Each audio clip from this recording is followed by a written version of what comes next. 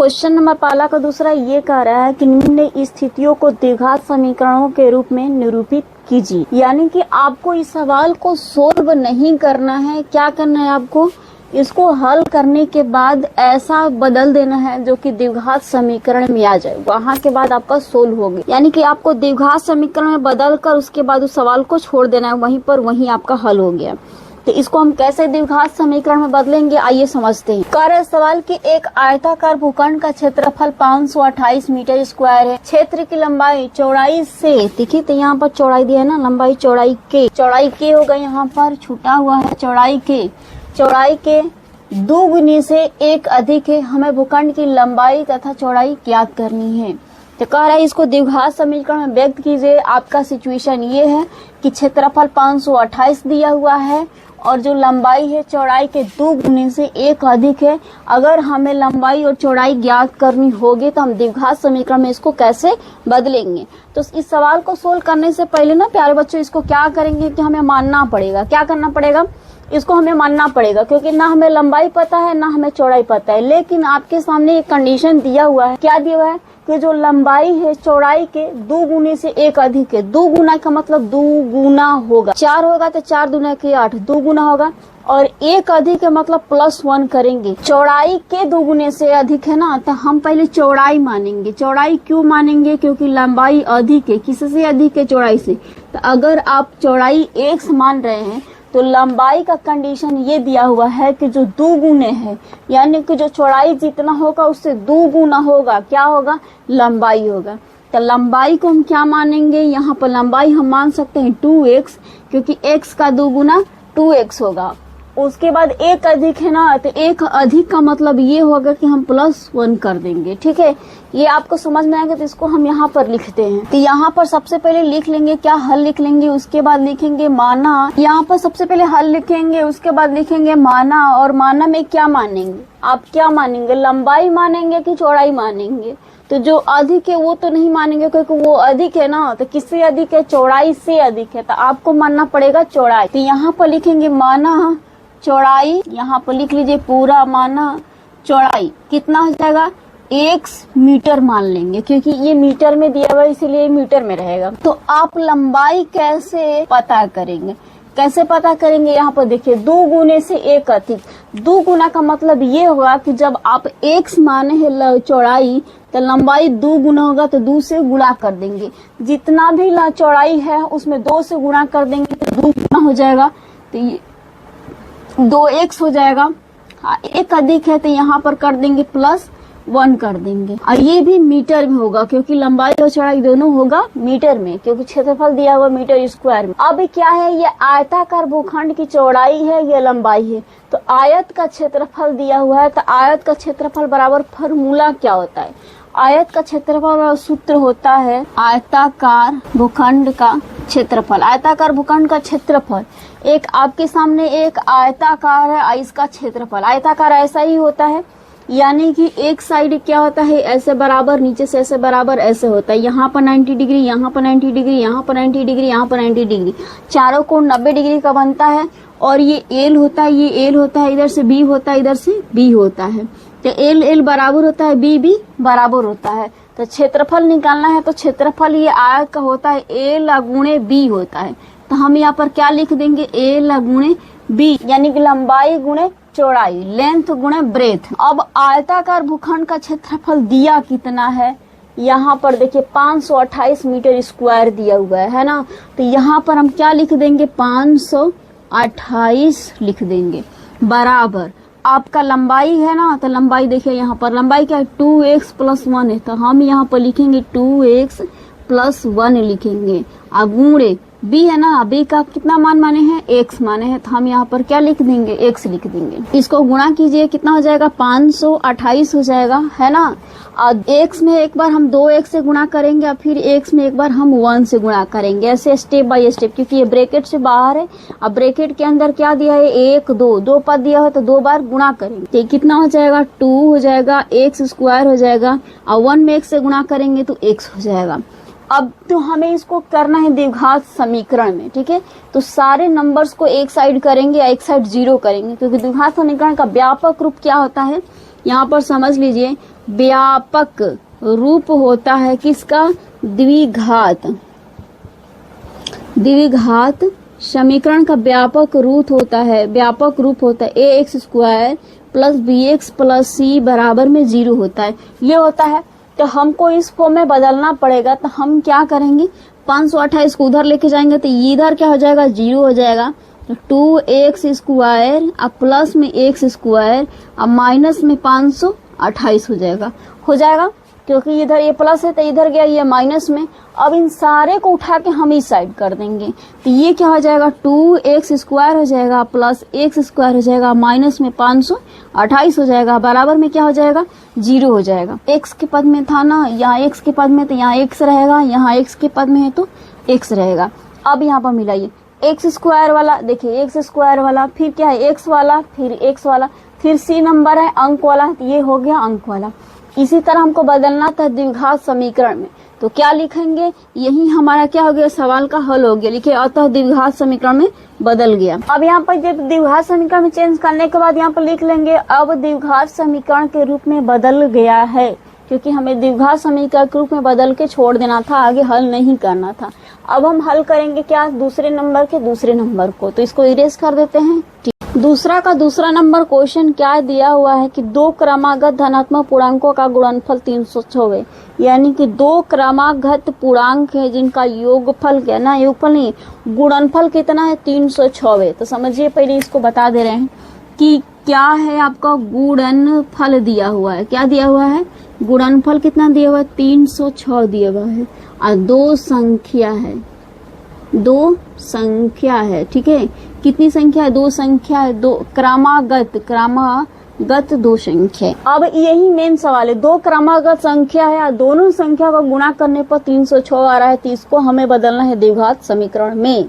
तो इसको हम कैसे बदलेंगे, तो हमें पता ही नहीं है ना कि पहली संख्या क्या है, दूसरी संख्या क्या है, लेकिन एक यूनिक चीज आपको बता दिया है सवाल में। क्या बताया हुआ है कि क्रमागत बताएगा। क्रमागत का मतलब समझ रहे हैं, मान लीजिए कोई नंबर 10 है तो उसके आगे वाला 11 ही होगा, लगातार होता है। क्रमागत का मतलब क्या होता है, लगातार होता है। एगो 11 है तो दूसरा 12 ही होगा, एगो 18 है तो दूसरा 19 होगा। अगर कोई नंबर 50 लिए तो उसका आगे वाला क्रमागत संख्या 51 ही है। इसका मतलब ये है कि एक जोड़ के हमके आगे वाला निकालना पड़ेगा।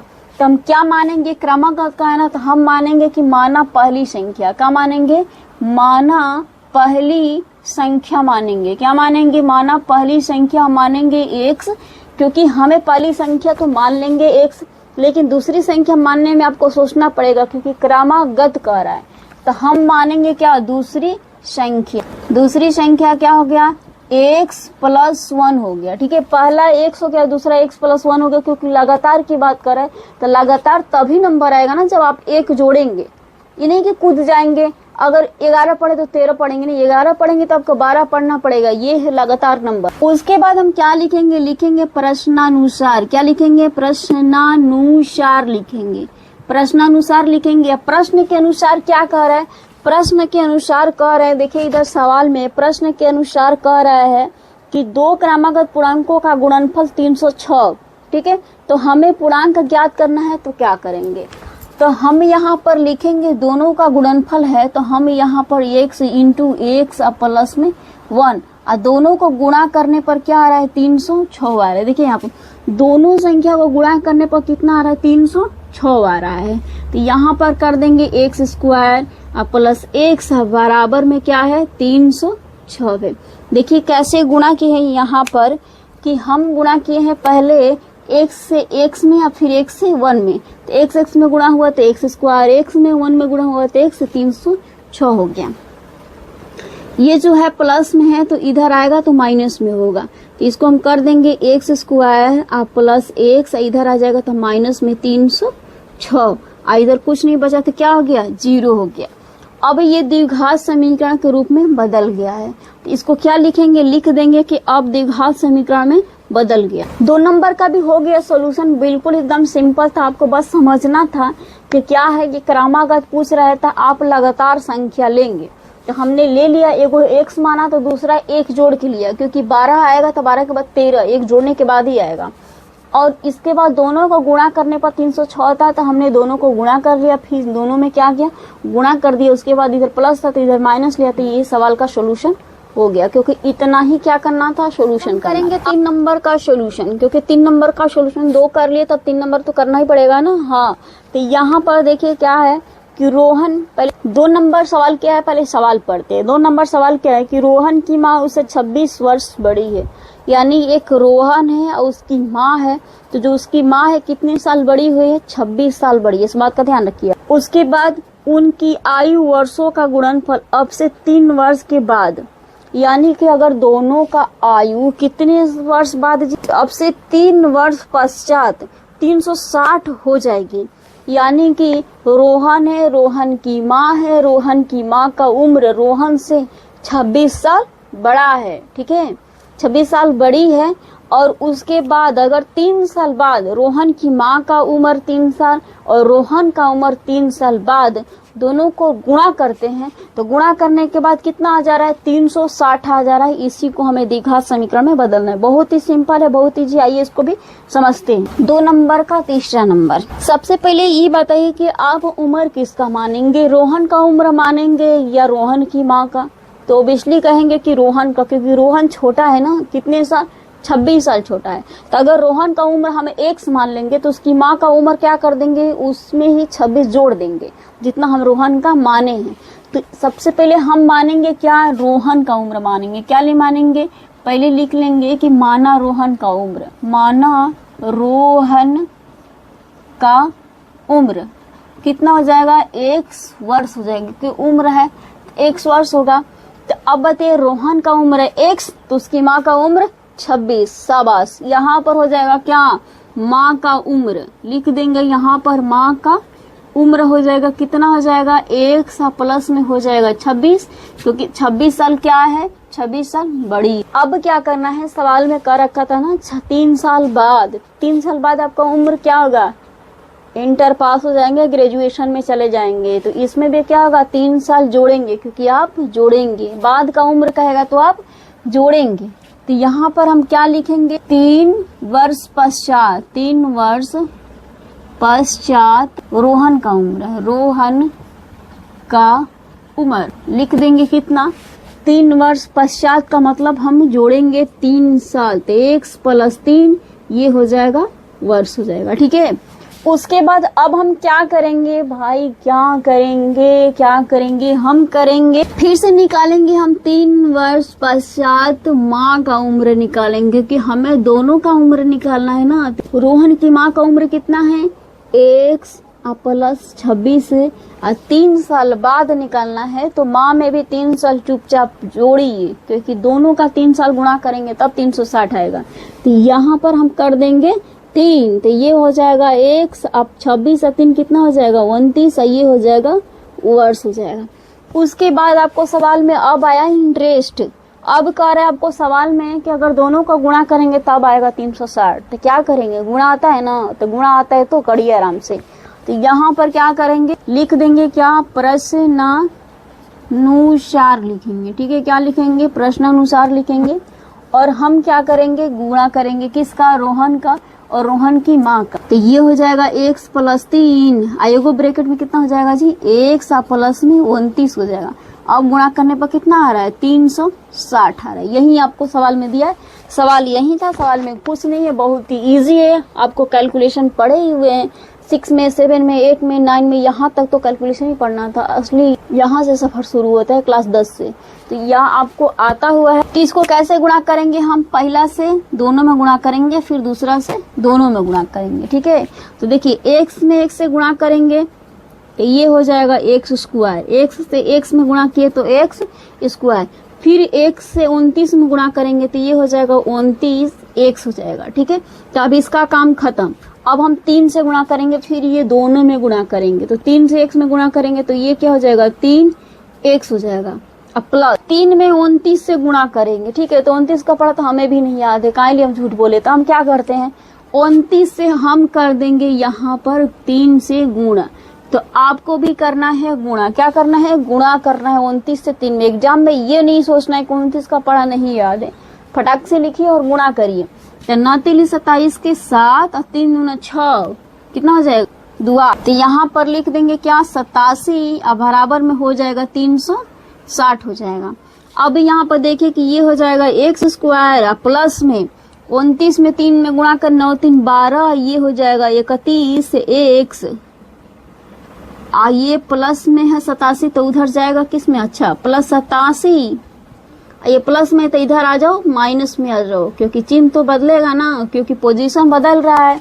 बराबर के उधरिया था अब इधर ही आया तो चिन्ह तो बदलेगा ही। हाँ तो यहाँ पर हम घटा देंगे तो ये हो जाएगा एक्स स्क्वायर और प्लस में 31 एक्स और 360 में से 87 घटा दो, कितना हो जाएगा जी 360 करेंगे, उसके बाद माइनस में 87 करेंगे, 3 बचेगा, ये कितना हो जाएगा, ये हो जाएगा 5, एक हासिल 15, ये हो जाएगा 7, ये बचेगा 2, 273। तो यहाँ पर लिखेंगे माइनस 273 बराबर में 0।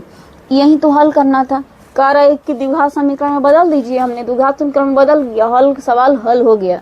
तो ये हो गया का इस सवाल का आंसर हो गया, बस आगे आपको कुछ करना नहीं है। तो 4 नंबर क्वेश्चन क्या है कि एक रेलगाड़ी 480 की दूरी समान चाल से तय करती है, यानी कि 480 किलोमीटर दूरी है और एक रेलगाड़ी उस समान चाल से, यानी कि उसका चाल नहीं बदलता है, यदि इसकी चाल 8 किलोमीटर कम होती है। अब कह रहा है कि समान चाल से ही चलती है, लेकिन अगर उसकी दूरी 8 किलोमीटर कम होती है तो वह उसी दूरी को तय करने में 3 घंटा अधिक ले, मतलब जिस चाल से रेलगाड़ी चल रही थी अगर उस चाल में हमने कितना कम कर दिया 8 किलोमीटर प्रति घंटा, यानी कि 8 किलोमीटर प्रति घंटा के हिसाब से अगर हमने कम कर दिया तो वह 3 घंटा अधिक समय लेती है पहुंचने में, यानी 3 घंटा देरी पर ट्रेन पहुंचती है।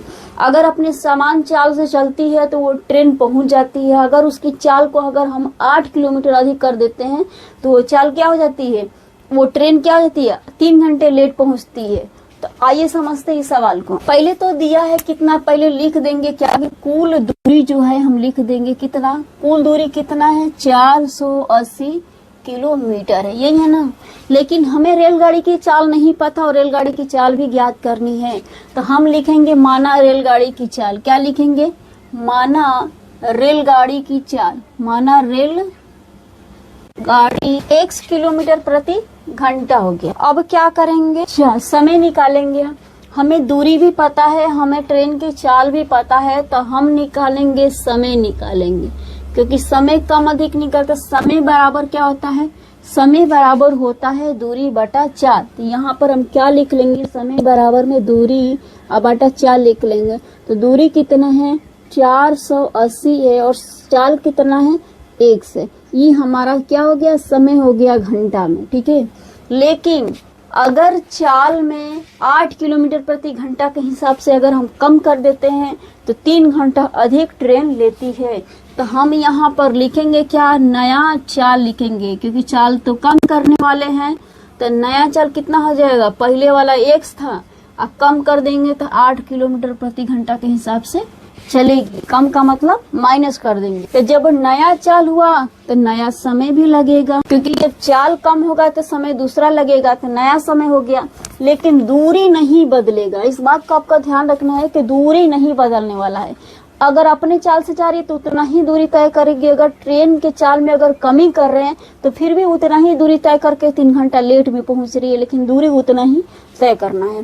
तो हम सबके लिए दूरी 480 ही लेंगे। नया समय कितना हो जाएगा, नया समय नहीं पता है, नया समय हमें नहीं पता है, तो निकालेंगे क्या, दूरी बटा में, इसको भी हम उसी फार्मूले से निकालेंगे, दूरी बटा में चाल से, क्योंकि हम निकाल रहे हैं समय, तो यहाँ रहेगा चाल, दूरी बटा चाल। तो दूरी क्या है 480 है, इसके लिए भी और इसके लिए भी 480। तो यहाँ पर लिख लेंगे 480 और चाल कितना होगा, नया समय है तो हम नया वाला चाल लेंगे, तो ये हो जाएगा x माइनस 8 घंटा। अब इन दोनों समय में कंपेयर कीजिए कि कौन सा अधिक समय लेती है, ठीक है, कौन सा अधिक लेगा, ये वाला। अब यहाँ पर हम लिखेंगे क्या, प्रश्नानुसार लिखेंगे। क्या लिखेंगे, प्रश्नानुसार लिखेंगे। प्रश्नानुसार लिखेंगे तो सबसे पहले ये भी हम समय लिख लेंगे और एक साइड ये भी समय लिख लेंगे। अब कौन अधिक समय ले रहा है हम उस साइड हम जोड़ देंगे। तो यहाँ पर हम लिख लेंगे क्या, 480 बटा में x, इस साइड हो जाएगा क्या 480 बटा में x माइनस में 8 हो जाएगा। अब यहाँ पर थोड़ा सा समझिए कि हम किधर 3 जोड़ेंगे, किधर इसका अगर चाल हम क्या कर दे रहे हैं, कम कर दे रहे हैं। कितना कम कर दे रहे हैं, 8 किलोमीटर प्रति घंटा के हिसाब से कम कर दे रहे हैं, तो ये और लेट पहुंच रही है। ये ट्रेन जो है ना ये पहले ही पहुंच जा रही है। कब पहुंच रही है, पहले ही पहुंच जा रही है। ये जो है ना ये लेट पहुंच रही है। तो जब ये पहले पहुंच रही है, लेट पहुंच रही है, और दोनों का समय करना है बराबर। क्या करना है, क्योंकि ये भी समय है और ये भी समय है, तो ये तो लेट पहुंच रही है, तो हम क्या करेंगे, इसको हम इधर 3 जोड़ देंगे, क्योंकि ये बहुत लेट ट्रेन पहुंच रही है। मान लीजिए 6 घंटा पहुंच रही है और 3 घंटा पहुंच जा रही है, तब बताइए कि किस साइड जोड़ेंगे। 3 घंटा में ट्रेन पहुंच गई और ये ट्रेन है ना 6 घंटा लेट पहुंच रही है, तो ये ऑलरेडी इसका समय ज्यादा है और पहले ही पहुंच रही थी। इस दोनों को हम बराबर करने के लिए क्या करें, इसमें हम जोड़ देंगे। इसमें +3 कर देंगे ना, तो देखिए 3 और 3 6 हो जाएगा, ये हो जाएगा। यानी कि हम ये जो है ना ये आपको समझाने के लिए बताएं कि पहले ट्रेन पहुंच जाए, ये लेट ट्रेन पहुंच जा रही है। जब ये लेट पहुंच रही है तो इसका समय ज्यादा लग रहा है, इसका समय कम ही लग रहा है, जल्दी पहुंच जा रही है। तो हम ऐड किस में करेंगे, 3 को, हम इसी में 3 को ऐड करेंगे। बस ये हमारा समझाने का मकसद था।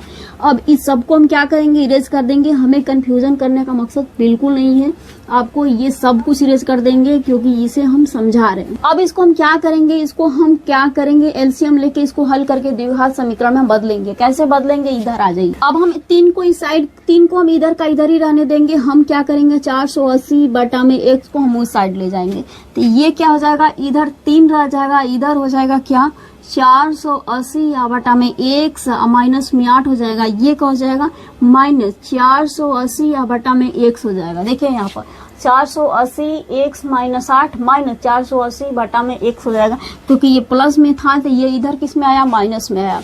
अब हम क्या करेंगे इसको, कि हम इसको इधर की इधर ही छोड़ देंगे। इसको हम एलसीएम लेकर तोड़ेंगे, क्योंकि ये अंक तो है नहीं कि आप गुणा करके एलसीएम निकाल लेंगे। तो ये क्या, ये अलग है, ये अलग है, तो इसको हम अलग अलग हम क्या करेंगे, हम गुणा में दिखाएंगे। तो ये x इंटू x माइनस 8 हो जाएगा, ठीक है। और इससे हम गुणा करेंगे इसमें, तो ये हो जाएगा 480 x हो जाएगा। क्यों हो जाएगा, क्योंकि x माइनस 8 से x माइनस 8 कट जाएगा। अब बचेगा क्या, x बचेगा, तो 480 में हम x से गुणा कर देंगे तो 480 x हो जाएगा। अब यहाँ पर माइनस है तो हम माइनस कर देंगे। अब x से ये x कट जाएगा, बचेगा क्या, x माइनस 8 बचेगा, डबल वाला बच गया। तो यहाँ पर हम लिख देंगे क्या कि 480 और x माइनस 8 लिख देंगे, क्योंकि ये क्या है, ये नीचे एलसीएम गुणा करने के लिए डबल पैदा नहीं, इसलिए हम यहाँ पर ब्रैकेट देंगे, क्योंकि फिर हमको दोबारा गुणा करना पड़ेगा। 3 का 3 रह जाएगा। अब देखिए 480 x हो जाएगा माइनस, यहाँ पर 480 में 1 से गुणा करेंगे तो ये हो जाएगा 480 x हो जाएगा। एक बार इसमें गुणा करेंगे और एक बार इसमें गुणा करेंगे। 480 में अब हम 8 से गुणा करेंगे और माइनस माइनस कितना हो जाएगा, यहाँ पर प्लस हो जाएगा। और 480 में 8 से गुणा कीजिए, कितना, 480 में 8 से गुणा करेंगे तो 0, 8 8 कहीं 64 के 4, 8 4 के 32, अब 32 और 6 कितना हो जाएगा, 38 हो जाएगा। तो ये कितना हो जाएगा, 3 8 4 0 हो गया, बट्टा आ गया, कितना हो गया, x में गुणा होगा तो x स्क्वायर हो जाएगा, माइनस 8 में 1 से गुणा होगा तो 8x हो जाएगा। अब यहाँ पर इसके नीचे कुछ नहीं है तो क्या है, 1 है, क्रॉस मल्टीप्लाई गुणा कर लेते हैं। लेकिन गुणा करने से पहले भी देखिए यहाँ पर 480 x और ये 480 प्लस में, यानी कि ये माइनस और ये प्लस, तो ये भी कट गया और ये भी कट गया। अब यहाँ पर क्या करेंगे, गुणा करेंगे तो ये हो जाएगा 3x स्क्वायर, 38 लिखे 24x हो जाएगा, बराबर कितना हो जाएगा, 38 40 0, ये हो गया। अब यहाँ पर क्या करेंगे, इसको प्लस में है तो हम इसको ला देंगे माइनस में, बस हो गया सोल्यूशन, क्योंकि हमें बदलना था द्विघात समीकरण में और द्विघात समीकरण आ गया। तो यहाँ पर हो जाएगा क्या, 3x स्क्वायर माइनस में 24x, ये माइनस में है तो 38 40 आ जाएगा, बराबर में ये 0 हो जाएगा। इसको और छोटा सा करेंगे तो इसमें भी 3, इसमें भी 3, इसमें भी 3 कट रहा है, तो इसको क्या करेंगे, 3 से सब में डिवाइड कर देंगे। 3 इसमें से निकल जाएगा तो x स्क्वायर बचेगा, 3 इसमें से निकल जाएगा तो 3 8 24 x बचेगा। ये माइनस 3 कम 3 3 6 3 8 24 है, 0 का 0 है, बराबर में 0। अब यही बनाना था, इसी फॉर्म में बदलना था, द्विघात समीकरण हो गया, यानी कि 4.1 आज खत्म। अब अगले वीडियो में हल करेंगे 4.2। तो मिलते हैं अगले वीडियो में।